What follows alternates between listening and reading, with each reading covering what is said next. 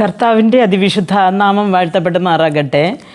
ഒന്ന് തെസ്സലോനിക്കർ എഴുതിയ ലേഖനം 5-ാമത്തെ അധ്യായം അതിൻ്റെ 16-ാമത്തെ വാക്യത്തിൽ ഇങ്ങനെ പറയുന്നു, എപ്പോഴും സന്തോഷിപ്പിൻ എന്ന്.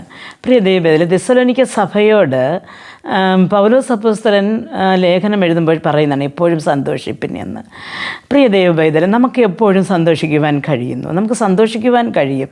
എപ്പോഴൊക്കെ എന്ന് വെച്ചാൽ നാം വിചാരിച്ച കാര്യങ്ങൾ നമുക്ക് നടക്കുമ്പോൾ, അല്ലെങ്കിൽ നമുക്ക് കുറേ അനുഗ്രഹങ്ങൾ വരുമ്പോൾ, ജോലി കിട്ടുമ്പോൾ, കല്യാണം നടക്കുമ്പോൾ, കുഞ്ഞുങ്ങളുണ്ടാകുമ്പോൾ, ഒരു വീട് വയ്ക്കുമ്പോൾ, ഒരു വാഹനം വാങ്ങുമ്പോൾ, ഇങ്ങനെയൊക്കെ നല്ല കാര്യം നടക്കുമ്പോൾ നമുക്ക് എപ്പോഴും സന്തോഷമാണ്. അതിന് മറിച്ച് നമുക്ക് കടഭാരം, അല്ലെങ്കിൽ പെട്ടെന്നുണ്ടാകുന്ന മരണങ്ങൾ, പെട്ടെന്നുണ്ടാകുന്ന സാമ്പത്തിക നഷ്ടം, നാം പ്രാർത്ഥിച്ച് ഏറെ കാലം പ്രാർത്ഥിച്ചും അതിൻ്റെ മറുപടി കിട്ടാതിരിക്കുമ്പോൾ നമുക്കൊരിക്കലും സന്തോഷിക്കുവാൻ കഴിയുന്നില്ല.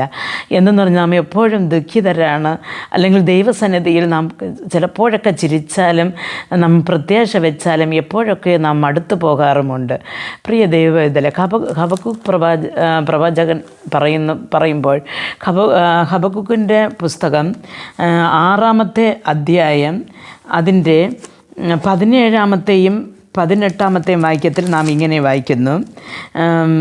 ഹബക്കൂക്ക് 3-ാമത്തെ അധ്യായം അതിൻ്റെ 17-ാമത്തെയും 18-ാമത്തെയും വാക്യത്തിൽ നാം ഇങ്ങനെ വായിക്കുന്നു, അത്തിവൃക്ഷം തളർത്തിക്കുകയില്ല, മുന്തിരിവള്ളിയിൽ അനുഭവം ഉണ്ടാകുകയില്ല, ഒലിവുമരത്തിൻ്റെ പ്രയത്നം നിഷ്ഫലമാകും, നിലങ്ങൾ ആഹാരം വിളയിക്കുകയില്ല, ആട്ടിൻകൂട്ടം തൊഴുവത്തിൽ നിന്ന് നശിച്ചു പോകും, കോകുലങ്ങളിൽ കന്നുകാലി ഉണ്ടാകുകയില്ല, എങ്കിലും ഞാൻ യഹോവയിൽ ആനന്ദിക്കും, എൻ്റെ രക്ഷയുടെ ദൈവത്തിൽ ഘോഷിച്ചുല്ലസിക്കും എന്ന് പറയാണ്. പ്രിയ ദൈവമക്കളെ, തൻ്റെ ജനത്തിന് വരുവാനിരിക്കുന്ന കഷ്ടതകളെ പ്രവാചകന് മുൻകൂട്ടി ദൈവം അറിയിക്കുകയാണ്. അപ്പോൾ ആ സമയത്ത് അതിൻ്റെ 16-ാമത്തെ വാക്യത്തിൽ വായിക്കുമ്പോൾ അതിൻ്റെ ലാസ്റ്റ് ഭാഗത്ത് പറയുന്നത്, എൻ്റെ അസ്ഥികൾ ഉരുക്കം തട്ടി ഞാൻ നിന്ന നിലയിൽ വിറച്ചുപോയി എന്ന് കാണുന്നു.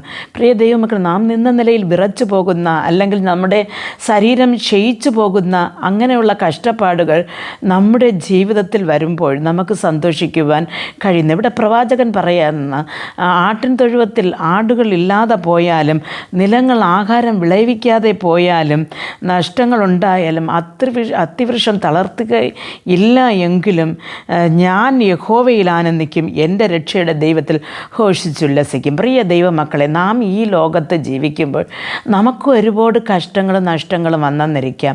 പക്ഷേ യഹോവയിൽ ആശ്രയിച്ചിരിക്കുന്ന ഒരു മനുഷ്യന് ഒരു കുറവും ഉണ്ടാകുകയില്ല. യഹോവെങ്കിൽ നോക്കിയവർ, അവൻ്റെ മുഖം നോക്കിയവർ പ്രകാശിതരായി, അവർ ലജ്ജിച്ചു പോയതുമില്ല എന്ന് വചനം പറയുമ്പോൾ, പ്രിയ ദൈവവേദന, ഏത് കഷ്ടത്തിലും നമുക്ക് സന്തോഷിക്കുവാൻ സാധിക്കണം.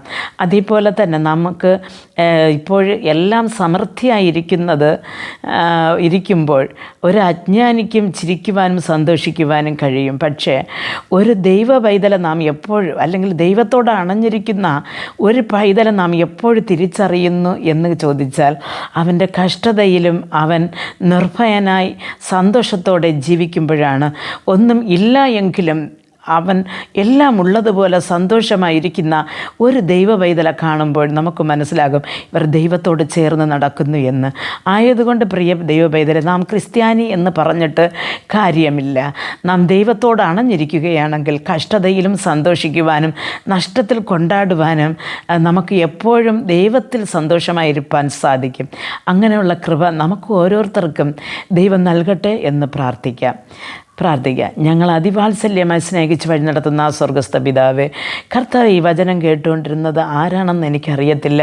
അങ്ങയുടെ പൈതലാണോ, അങ്ങയെ അറിയാത്തവരാണോ, എനിക്കൊന്നും അറിയത്തില്ല. ആയാലും യേശുവിൽ വിശ്വസിച്ച് അവനിൽ തന്നെ ആശ്രയിച്ച് സന്തോഷമായി ഇരിക്കുവാൻ ഓരോരുത്തർക്കും അങ്ങ് കൃപ നൽകണമേ എന്ന് പ്രാർത്ഥിക്കുന്നു. നഷ്ടതയിലും കഷ്ടത്തിലും ദൈവമേ കൊണ്ടാടുവാനും, അങ്ങയിൽ ഉല്ലാസിക്കുവാനും, അങ്ങ് വിടുവിക്കുന്ന ദൈവമാണെന്ന് അങ്ങയിൽ ആശ്രയിച്ചിരിപ്പാനും, കർത്താവെ, ഈ മക്കൾ കുഞ്ഞുങ്ങൾക്ക് കൃപ നൽകണമെന്ന് പ്രാർത്ഥിക്കുന്നു. ഇവർ കഷ്ടതയിൽ ദൈവമേ മടുത്തുപോയി കർത്താവെ ആത്മഹത്യയ്ക്ക് നേരായി, അല്ലെങ്കിൽ ദൈവഭാഗത്തിൽ നിന്ന് വിശ്വാസത്തിൽ നിന്ന് വിട്ടുവിലകുവാൻ ഇടയാകാതെ കർത്താവെ അന്ത്യം വരെയും അങ്ങയുടെ ക്രൂശിൻ്റെ പാടുകളെ തന്നെ ദൈവമേ ധ്യാനിച്ചും മാനിച്ചും മുമ്പോട്ട് പോയി അങ്ങയുടെ രാജ്യത്തിൽ വന്ന് ചേരുവോളം അങ്ങയുടെ മക്കളെ നീ കരം പിടിച്ച് വഴി നടത്തണമേ. ഈ കഷ്ടതയിൽ എൻ്റെ മക്കൾ ദൈവമേ തളർന്നു പോകുവാനോ അങ്ങയുടെ സന്നിധിയെ വിട്ട് മാറുവാനോ ഇടവരരുതേ എന്ന് പ്രാർത്ഥിക്കുന്നു. യേശുക്രിസ്തുവിൻ്റെ നാമത്തിൽ പ്രാർത്ഥിക്കുമ്പോൾ പ്രാർത്ഥന കൃപയോട് കേട്ട് മറുപടി നൽകി തരണം നല്ല പിതാവേ. ആമേൻ.